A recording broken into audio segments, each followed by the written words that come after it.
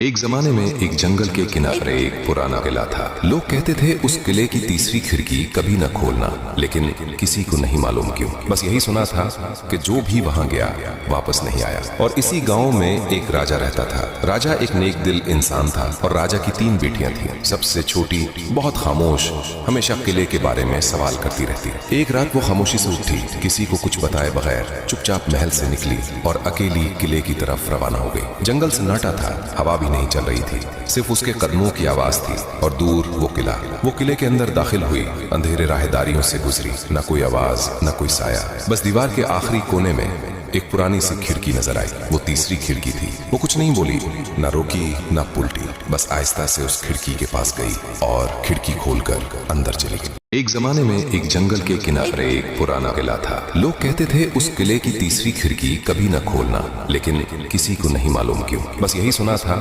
کہ جو بھی وہاں گیا واپس نہیں آیا۔ اور اسی گاؤں میں ایک راجہ رہتا تھا۔ راجہ ایک نیک دل انسان تھا اور راجہ کی 3 بیٹیاں تھیں۔ سب سے چھوٹی بہت خاموش، ہمیشہ قلعے کے بارے میں سوال کرتی رہتی۔ ایک رات وہ خاموشی سے اٹھی، کسی کو کچھ بتائے بغیر چپ چاپ محل سے نکلی اور اکیلی قلعے کی طرف روانہ ہو گئی۔ جنگل سناٹا تھا، ہوا بھی نہیں چل رہی تھی، صرف اس کے قدموں کی آواز تھی اور دور وہ قلعے کے اندر داخل ہوئی، اندھیرے راہداریوں سے گزری، نہ کوئی آواز نہ کوئی سایہ، بس دیوار کے آخری کونے میں ایک پرانی سی کھڑکی نظر آئی۔ وہ تیسری کھڑکی تھی۔ وہ کچھ نہیں بولی، نہ روکی نہ پلٹی، بس آہستہ سے اس کھڑکی کے پاس گئی اور کھڑکی کھول کر اندر چلی گئی۔ ایک زمانے میں ایک جنگل کے کنارے ایک پرانا قلعہ تھا۔ لوگ کہتے تھے اس قلعے کی تیسری کھڑکی کبھی نہ کھولنا، لیکن کسی کو نہیں معلوم کیوں۔ بس یہی سنا تھا کہ جو بھی وہاں گیا واپس نہیں آیا۔ اور اسی گاؤں میں ایک راجہ رہتا تھا۔ راجہ ایک نیک دل انسان تھا اور راجہ کی 3 بیٹیاں تھیں۔ سب سے چھوٹی بہت خاموش،